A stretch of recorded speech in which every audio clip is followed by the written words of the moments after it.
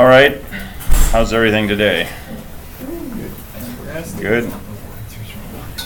We're going to talk about ODP 410 in detail, because this is probably the trickiest ODP you'll encounter, because it's doing something different, and it's doing something that you really, really want to learn how to do sooner rather than later.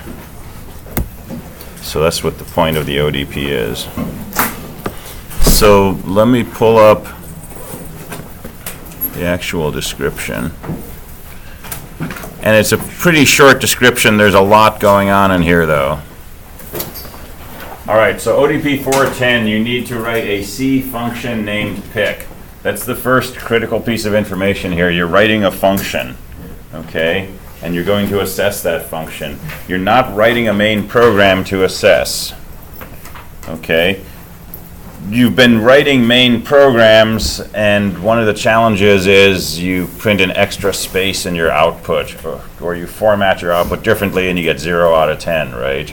And that's kind of a necessary evil when you're writing a script or a main program. But with functions, right, and most of your life you're probably going to be writing functions, we have a very specific way of saying, what does this function do? What does it take in? What does it generate? Okay? So your goal is to write a function named pick.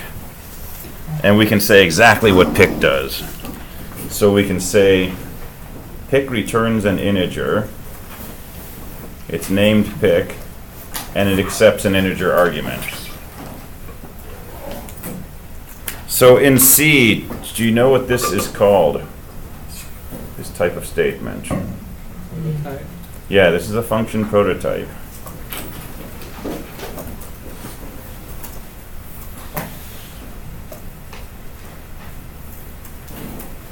And if you have a program that's planning to call pick, somewhere in that program, before you make that call, you want a statement like this, usually in the very beginning, before you actually start declaring any functions, before you say integer main or integer pick, right? You would say integer space pick parentheses, and then if it takes 3 arguments that are an integer, a character, and a double, you could say int, comma, char, comma, double, close paren, semicolon, very, very critical. Because if you don't have the semicolon, it thinks you're actually going to follow this with the code for pick. And this is not the code for pick. This is what's called a function prototype.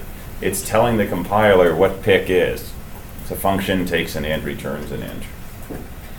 And any time you have a piece of code that's going to use pick, even if nowhere in that file you actually have the code for pick, if you have this prototype, it'll compile.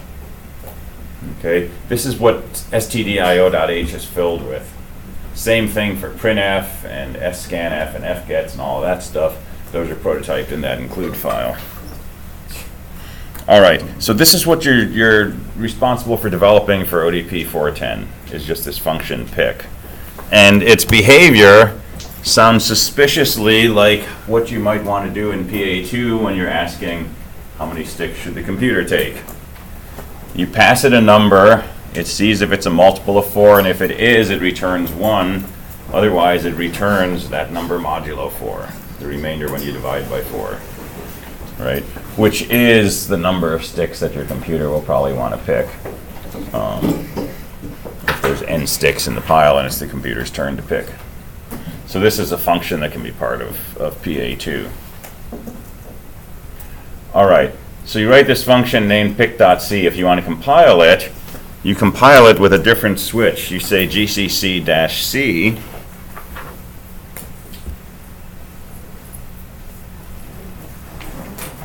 pick.c. And it doesn't create an a.out, it doesn't create an executable. This creates what's called an object module, which in this case would be called pick.o, O for object. You cannot execute this, right, which makes sense because there's no main program inside pick.c. The only thing in your file pick.c is this function called pick, which you're going to write the code for to see if n is divisible by 4, etc., etc. So how do you get an executable program out of this? You have to link this with a main program. So the suggestion in here is to make a main program called main.c. You could call it whatever you want. but you make something like main.c, and this says integer main, with all the usual stuff if you need it. And then it could do something like integer x comma y equals 18, x equals pick of y, printf x, y equals %d, comma %d. Don't do this because this is kind of a weak test program. But as an example, right? So this is a main program and it makes a call to this function pick. So somewhere up here we want this prototype.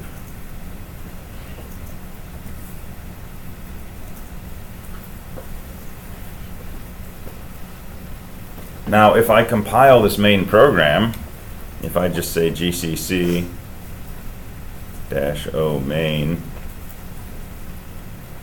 main.c, it's not going to compile. It probably won't compile because you don't have the pick. There's no pick.c. included. I mean, there's no function named pick. I can include stdio.h, right? Right. But that doesn't define this function pick. So it's going to compile, and when it tries to link, it'll say ld x64 blah blah blah, and it'll complain somewhere in there about not finding this function. So when you compile, you can go ahead and include pick.c in your compile. Now it's going to take your main program, it's going to take your pick program, it's going to glom them all together, it's going to create an executable called main, and you can run that by just saying main. Can you include it like in the top says, like say, include and between like a quotation mark pick? No, don't do that. So let me expand on what Wawad just asked.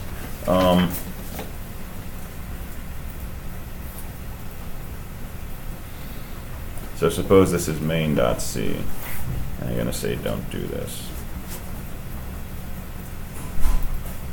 Suppose you include quote pick.c,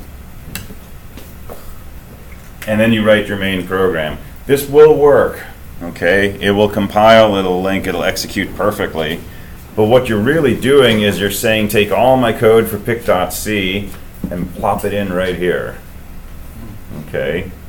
And you're really still working with just one big long file, main.c, that includes the code for pick and includes the code for main. And even though that works, that's what we want to move away from. We don't want a single big long file that has 500 functions in it, right? We want this function to say the purpose of this is to tell you how many sticks to take if it's your turn and you have n sticks in the pile, right? And we write that and we compile it and we test it and we debug it and we document it, and now it's just a little module, right, that you can like put out on the web and people can download it, kind of like square root or cosine. So when you include standard I/O, does that also include like all of the functions? It does not. Okay. All it includes is the prototypes, Okay. right? When you link, there's a library, a bunch of .os that automatically get linked in. And those libraries include the executable code or the compiled code for printf and square root and cosine and fgets, right? But that's what you wouldn't want to have happen, is actually include all the source code for all of that stuff in your main program, right? So it's partially an efficiency issue. It's more significantly about modularizing, basically. So thanks for asking that, because I forgot to mention it. Yeah, so don't do this, right? Go ahead and compile into a .o, right? And then technically we could link this with pick.o, but if you do pick.c, it'll recompile, and that's easier for debugging right now. So put everything together with this.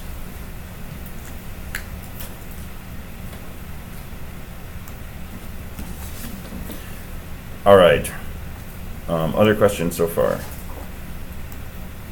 So we haven't assessed yet. Okay. All you've done is, what you've done is you've written your program, you verify that it compiles, you've designed a test program, and this test program can be whatever you like. You can read command line arguments with an fgets and an scanf, and then pass those to pick and print out the result. You can process program input. You can process command line arguments with argc, argv, convert those with scanf, call pick, print that out. You can hardwire a bunch of calls to pick, call pick 7, call pick 4, call pick 12, and see what it prints out. It's up to you. Okay. Your goal is to somehow verify for yourself that this pick function works, which means if you pass it a multiple of 4, it gives you back 1. Otherwise, it gives you back your argument modulo 4, remainder when you divide by 4. So come up with some test cases, right, and exercise this, and make sure that to you this function works perfectly. Then you're ready to assess. Assessment is a different process because you're not writing a main program. You don't want to assess this main test program that you've done because the assessment system has no idea what your program is supposed to do. So you have what's called a test bed. Okay, this is this pre-existing file called /temp/odp410main.o, and that already exists on the server. That is a main program that I'm providing to you, and it depends on having access to a function named pick, and it expects that function pick to do something very particular, which is what the assignment says. So it's going to make a bunch of calls to pick. It's going to look at the value that pick returns, and it's going to see if it's correct. And it's going to generate weird random output. If you do this and you just run the program pick, it's not going to make any sense. That's okay, right? You're not responsible for understanding what that main program does, and it's deliberately doing weird things so that it's harder to sort of reverse engineer it. But your goal is to just write this function pick.c, and if you write it according to the spec, and then you use that, link it with this test bed, okay, this main program, to create an executable, and then you assess that executable, you should get 10 out of 10. Does that make sense? So my suggestion is, right, read through this, think about it, start by making a pick.c, make a test program, convince yourself it works. Once it works, go ahead and use that compilation line at the bottom to build what I'm calling pick here. Go ahead and assess it.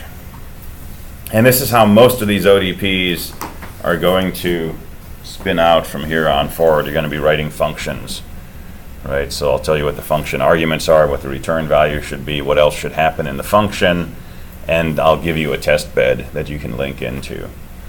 And as long as we're doing that, you're not going to get tripped up by things like formatting issues or, you know, I printed hello world with an uppercase W or something like that. And this is fairly real world, right? Where you have a test bed and it's like, okay, if your code is correct, you should be able to link it with this module and it should do the following, right? And if it doesn't, right, then you've got to go back and you got to figure out how to debug the program. So this brings us to announcement 27.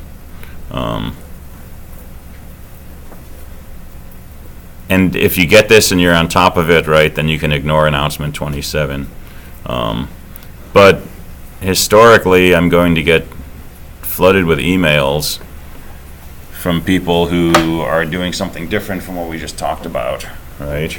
And so this is two things. One, it's a wordy or restatement of what's written in ODP 410. Okay, it's a step-by-step procedure of how you should go about doing ODP 410.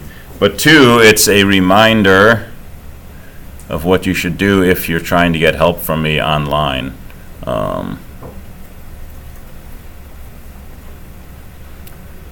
And your best bet is, as you read ODPs before class if possible, right? But if not, we'll talk about them in class. And think about it while we're doing this in class or before class, and figure out if you know what you're supposed to do. If it doesn't make sense, don't just tune out, go away, and then send me an email 12 hours later and say, so tell me again what this is supposed to do, right? Use class time for that, because we're all here, and if something's confusing to you, it's confusing to other people, guarantee, right? You're not the only person who's wondering how to do this or whether pick should print anything or things like that, right? So take advantage of the class time. If that doesn't happen, if it's later in the day and you're doing this and you're confused about something, right? Here's what will get you the best response from me. Go ahead and cat out your function, catpick.c, okay? That shows all the code. Cat your test program, main.c. If you don't have a test program, we've got very little to talk about because you gotta have test code to know if your function works, right? So you've written main.c, show me what that is. And then compile your main program, gcc-o main.c, pick.c. It may generate some output, that's okay. Run your main program by saying main. It should somehow convince you and me that your pick function looks correct. And then compile it with the test bed and then assess it, use the G command. Now you got a whole bunch of output, right? In PuTTY or SSH or whatever you're using, drag your mouse over that, copy it, paste it as plain text into an email message, send it to me, nmacias@clark.edu. I can look at that, I can get a really quick read on what you're doing, and I can probably eyeball what the problem is, and then I can write back and I can give you some suggestions for things to think about, other tests to try, and so on and so forth. Okay, and I'm being really specific because, for example, if I don't see your compilation line, I'm going to look at your output and I'm going to say, I bet the compilation failed.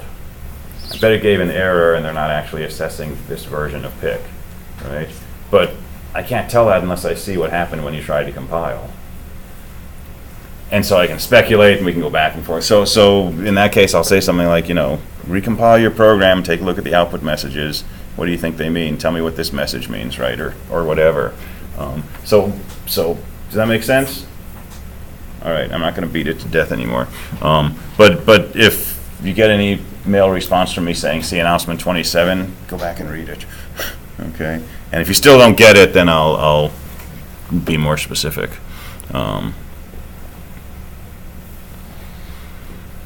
All right, so that's ODP 410. So that's due tomorrow morning at 8. There's no class tomorrow again. Collaboratorium will be open tomorrow, so if you want to keep working on your labs, that should be open because we'll all be around, but distant. All right, any questions on any of that? Yeah, I got one. Okay. So you had int, make int. Don't you need a variable with the int in the? When you're prototyping, you don't, but you can, and I usually do. But this is all it really cares about when you're prototyping a function. But if you prototype like this,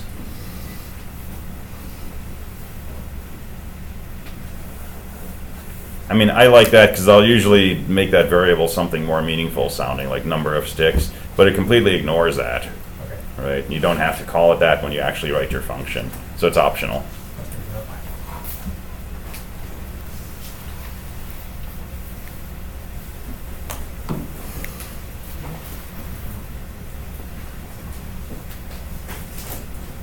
So this is moving towards a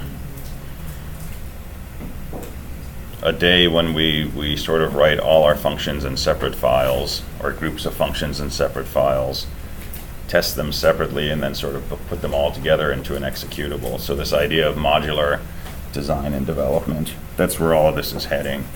So it's why we're stressing it now.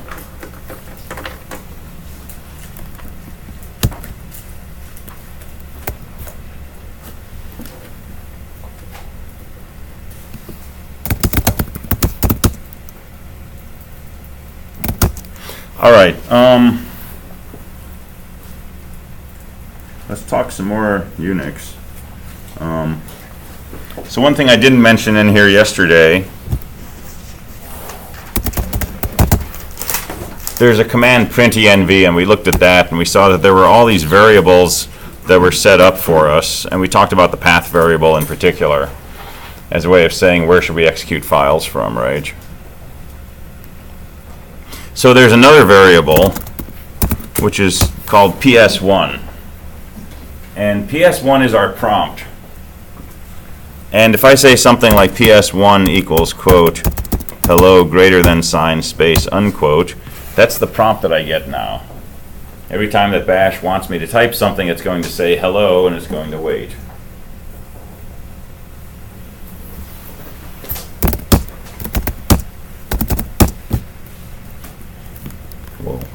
expect that.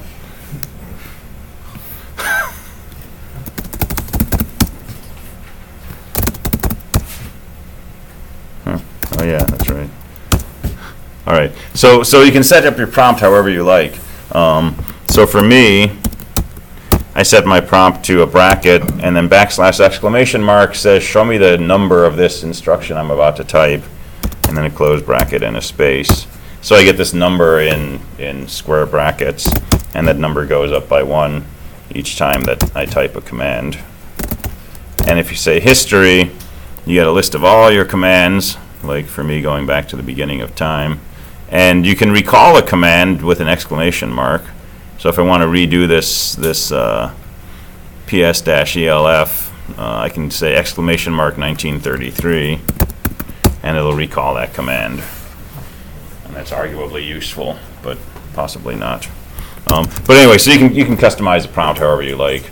And I think we also talked about this file .bashrc in your home directory. And that's basically where you set up commands that you want executed when you start running bash. So I have, for example, a section in here that says if who am I, which returns my username is root, then I set my prompt to a number sign. Otherwise, I set it to that \! Which is my usual prompt.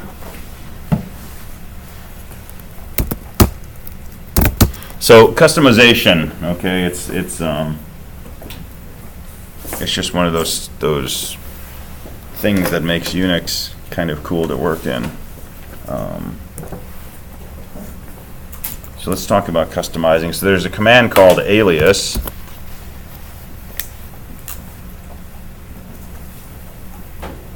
And this is one of those few commands that bash actually understands. It's not an executable program somewhere. So suppose I don't like the word ls to get my file. Suppose I'm used to the word dir, dir for directory. I can say alias dir equals ls, and now if I say dir, it does the same thing as ls. So you can say alias new equals old, and this becomes a synonym for whatever old is. Now old still works, you're not changing it. You're just saying, if I type in this word new, here's what I mean. So I could say alias edit equals vi, and now I could say edit haha, and it runs vi haha. And if I want to see all my aliases, you can just say alias and hit enter, and it'll show you all the aliases you've set up. And I got quite a few aliases. Why? Because every day I type in this command a whole bunch of times, and I don't want to type that command ever. So I just say VT enter, and it does all that. How do we delete the alias?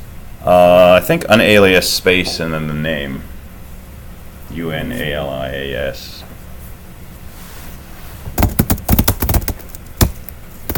Yeah.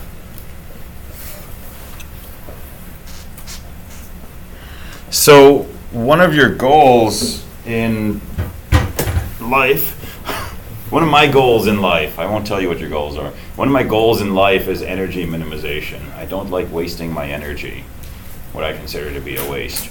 I don't want to spend time typing a bunch of stuff unless that's giving me pleasure or doing something I can't do any other way. So I'm not going to type all this stuff. I'm going to say VT enter, and it's going to do what I need. I don't want to say sudo minicom every time I want to connect to a Raspberry Pi. So I have an alias called putty, which executes the command sudo minicom. And I don't have to remember sudo minicom. I can just say putty because I've been using putty on Windows for years, and that's what I think of when I want to make a connection. And so on and so forth. So, right, did we talk about habits the other day? Right, humans are a successful species largely because we are good at making habits and learning habits. And if you always do things the same way, you're going to get very efficient at it. And if I get a different Linux system, or I'm on a different server, or I'm at a different university somewhere, right, I can still type these commands and they're still going to do the same thing because I'm setting them up in my login, right? I can be in a totally different environment, but it can look exactly like what I'm used to. some of these things I've been doing for 30 or 40 years, and I've never had to think about them in like all that time, because it's always the same thing, right? So I'm a Neanderthal in a lot of ways. I admit that happily.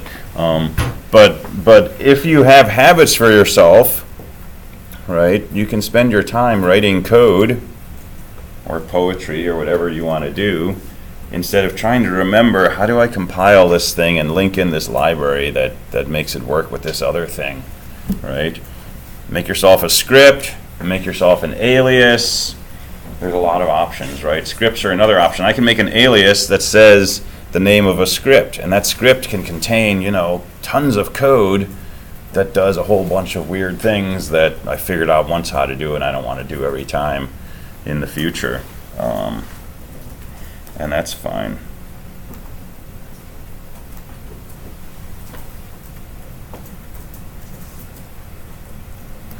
All right.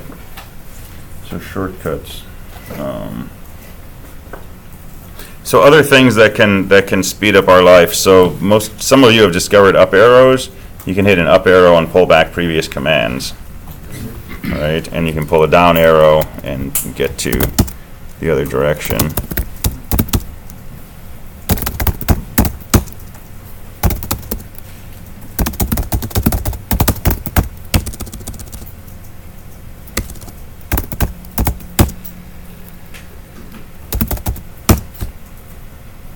All right, so so I've got some problems with my program, right, and I want to edit it. So I can say vi test.c, and I can put in my include stdio.h, and I want to recompile it. So I can up arrow and get to my GCC, but I gotta count how many times I up arrow, and I gotta read what it's saying and make sure I get to the right place, and that doesn't make me happy. So let's make that an int. Well, if I say exclamation mark GCC, it will go through my history and find the first command, the most recently executed command that starts with GCC, and it'll execute it. And it won't ask, it'll just do it. So exclamation GCC, and it runs that again. And I want to edit vi test.c, I can just say exclamation mark vi and get back in there.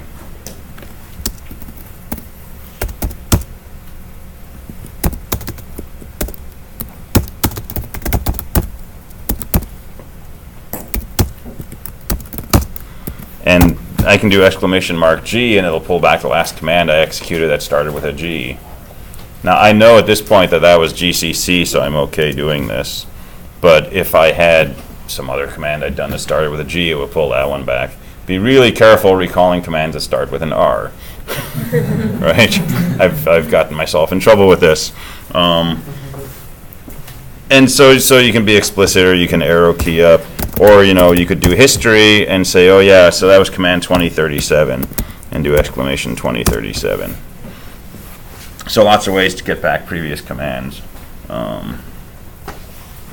If you up arrow and you say, oh, I don't want to call it main, I want to call it something else, right? You can edit these, so you can go back and change that to main 2. When you're editing, there's a lot of shortcuts, but a couple of shortcuts that I find handy. Control A and Control E move you to the beginning or the end of a line. So I just call this back. I can hit Control A and get to the beginning. And if I wanted to say, G++ instead of GCC, I can do that. And if I want to add something to the end, I can Control E and say more stuff. And I guess that wasn't right, so.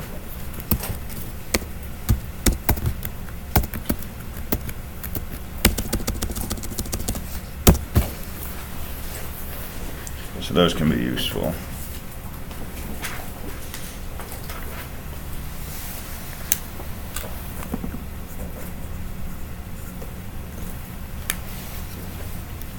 I'm a little curious why my test program's not compiling, though.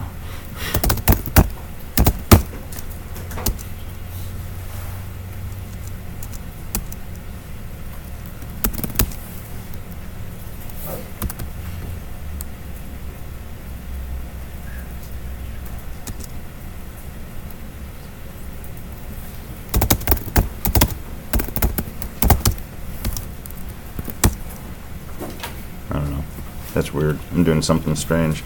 All right, so you want to build your assessment system, right?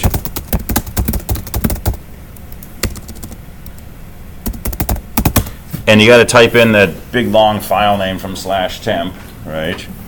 So /temp/ you know it starts with ODP, so I can type OD and I can hit a tab. And I'm not on the server. So let's switch gears.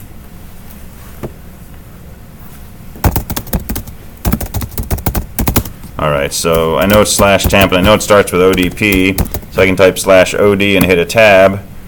And the only thing in there that starts with OD is ODP 410 main.o, so it'll fill that in for me.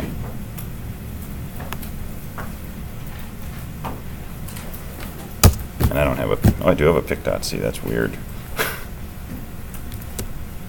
And if I had no idea what the file name was, I can just hit a tab, and it doesn't do anything, which tells me there's no unique match.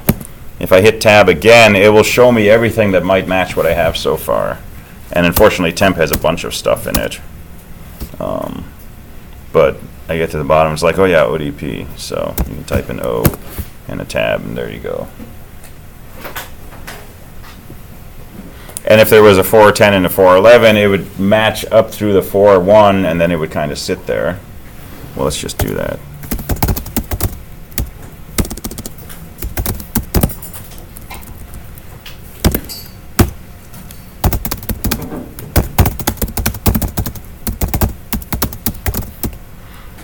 So let's say /temp/OD, and I'm just going to hit a tab. And it knows that it must be something like ODP 4.1, but there's multiple files that start with that. If I hit a tab twice, it'll show me all the possibilities. And it's like, oh yeah, it was 4.11, so I can type a 1, hit a tab, and now it'll complete it for me. Now these take some getting used to. They're going to take more time initially than just looking at the assignment and typing it in. But I guarantee once this is sort of like in your brain as like a thing to do, it saves you so much time, right? And it's not going to get you, an extra 3 months of summer saving time, but it stops you from changing your mindset.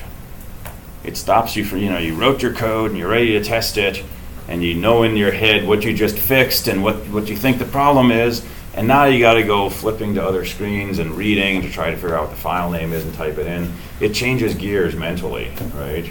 And the goal of this is not so much to avoid typing a few extra keys, it's to stop from distracting you, right? So one of my mantras, don't distract me, right? When I'm trying to get something done, that's where I want my focus to be. And everything that pulls you away is just a distraction.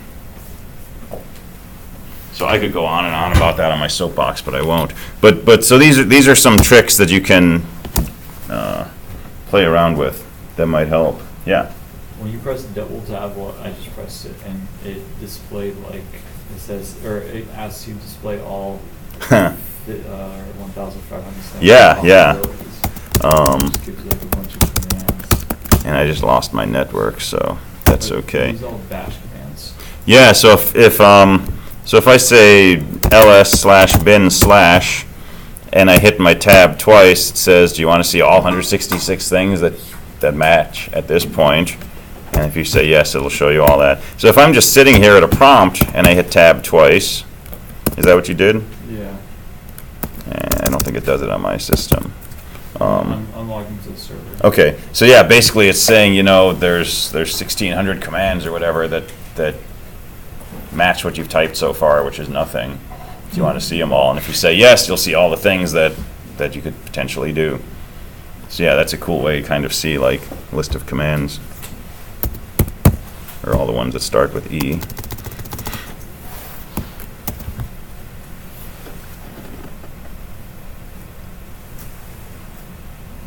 All right, so those are some things that I do up here that you may have seen that you can think about. My suggestion on these is basically, jot these down, have them in your notes, watch the video, make some annotations for yourself, and just sort of like try them out once in a while. You're in a session where you're compiling 80,000 times, and you keep typing GCC, and it's like, what was that way that we could like recall that command, right? And try it out for a while, see if it saves you time. If it doesn't, don't worry about it. Don't use it, right? But if it saves you time and keeps your focus, it'll make you happy, and you'll start doing it more, and it'll become part of your mode of operations. And just kind of be open to the reality that there are a lot of opportunities like that. Like I said, you can make scripts.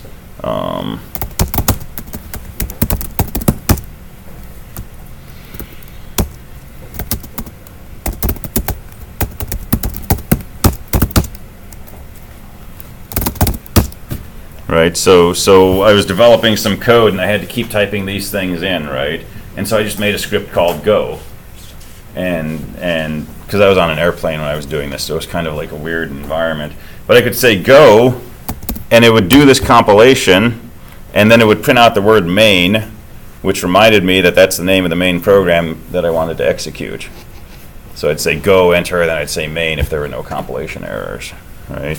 And it's just a little, 3-line bash script. So you've always got options like this. All right, so questions on that? So let's talk about wildcards. This is a different topic.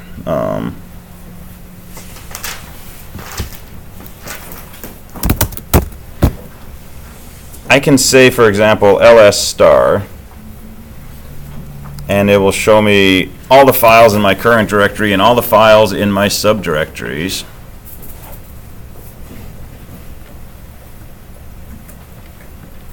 Or if I want to see all my C files, I can say ls star.c. Watch, I probably don't have any.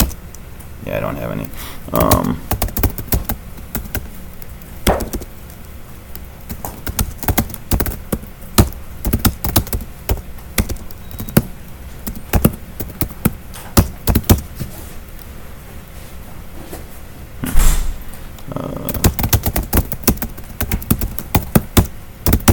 All right, so I've got a directory over here. It's got a bunch of stuff in it. And let's say I want to make a tar file, right? And I want to just put my C files into a single tar archive. So I want to know all the files in here that are C files. I can say ls star.c, and it shows me I got 3 files, FFT input and main, right? If I really wanted to see all the files that had 3 letters in the name followed by some extension, I could say ls question dot anything, and it shows me those 2 files. So these are called wildcards. This asterisk and this question mark are things that match things other than particular characters or symbols. An asterisk basically matches anything, and a question mark matches any single character. So if I want to see all my files that have 4 letters in the name, I could say ls question. If I want to see all my object files, I can say ls star.o, and so on.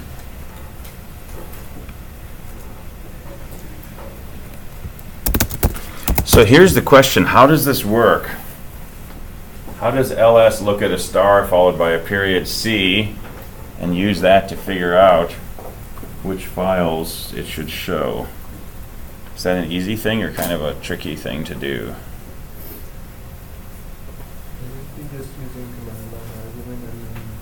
Yeah, it's a secret. It's a fairly tricky thing to try to code up, especially to handle something like this, right? 3 of any character followed by a period followed by anything. Try to imagine the code that takes a string of characters and checks the first 3 to see if they're anything followed by a period followed by anything. And these expressions can get pretty complex, right? But ls seems to understand them. And if I wanted to edit all of these because I want to add comments into my code now because I'm going to submit it, I can say vi star.c.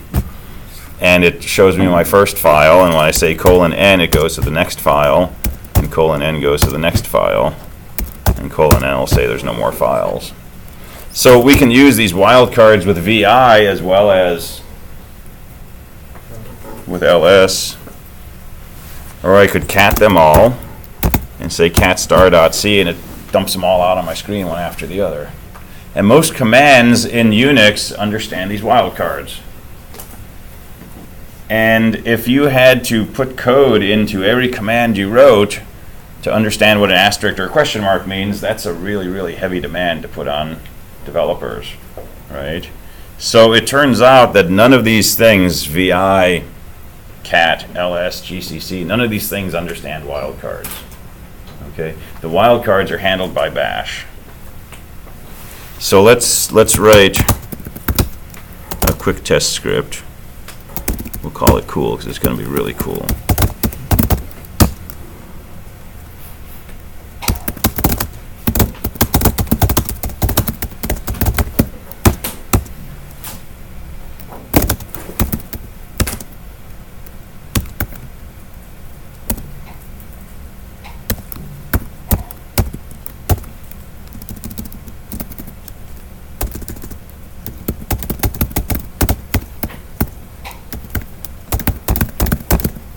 All right, so we're just going to print out the first 6 command line arguments to this script.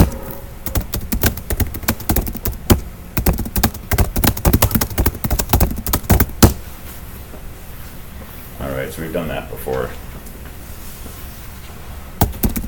If I say cool asterisk, this is what it tells me my command line arguments are. The first one's the program name, but then it's cool GCC, haha, main 2. So where are those coming from? Those are the files in my current directory. So that asterisk is being taken by bash, and it's saying, oh, this asterisk should match any file in the current directory. And it's making a list of those files. It's separating them by spaces. And then it's pretending that I said cool space followed by all of this. So bash itself is substituting that wildcard with a list of files that match that wildcard. So my shell script, my C program, my LS program doesn't have to deal with the asterisk. It's just getting a list of files. Right? So your programs are kind of automatically endowed with this ability to work with wildcards without having to do any extra work. So I can say cool star.c, and it gave me one argument, which was test2.c. So that's kind of cool.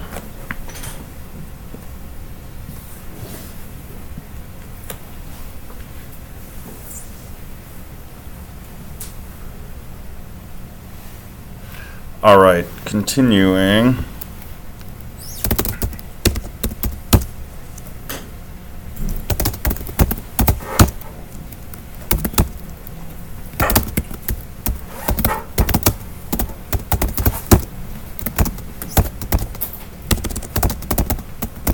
So here's a big file. It's 213 lines. This is my initialization script for bash, and you can VI it, but you don't usually want to VI a file unless you're planning to edit it, because you VI a big file and you start like falling asleep on your keyboard, and strange things start happening. So we can cat it, but it all flies off the screen really quickly, right? So there's a command called more, and more is like cat, but it shows you the contents of a file one page at a time. So more big file, it shows me the first page, and then it says there's more to see. We've done 7% of the file. And if I want to see the next page, I can just hit a space bar, and it shows me the next page, and so on. And I can page through my file. If I want to go down a line at a time, I can hit enter and start scrolling. If I decide I really want to edit this, I can hit a V, and it'll pop me into VI. And then when I quit out of VI, I'm back in more. And you can do some searching. So I can search for alias, and it'll bring me to the next line at the top that has the word alias in it. So you can search with a slash. And you can hit a question mark and see a bunch of help on what you can do when you're inside more. And this help is coming through more also, so I can hit a space to see more help. So I'm back in my file, and you can hit a Q to get out of here, right? Or you can space bar all the way to the bottom. and then you're out. So that's the command more.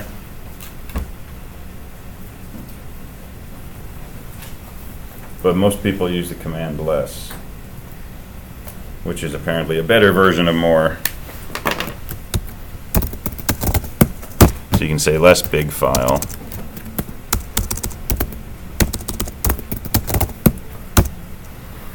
And it kind of looks the same, but it tells you what the file is at the bottom, and it's got other things it does. And when you get to the end, it doesn't exit automatically; it just says end, and you can hit a Q to quit. And most things use less by default. I still use more just because it's a habit, but they're kind of interchangeable.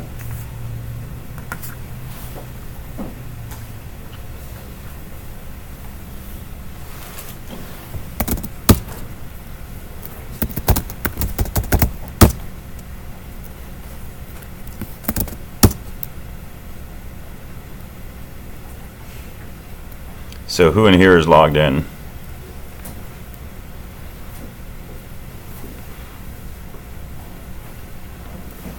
I don't see you on here. Oh, you got kicked out, okay. All right, I'll show you some fun commands next time. I don't want to show it to you without disclaimers. So I'll just quit here. You got 40 seconds to go. All right, so work on your ODP. Let me know if you're running into issues, and then think about using that pick function that you developed for the ODP as part of PA2. If I don't see you in 2:15, have a good weekend, and I will see you after that.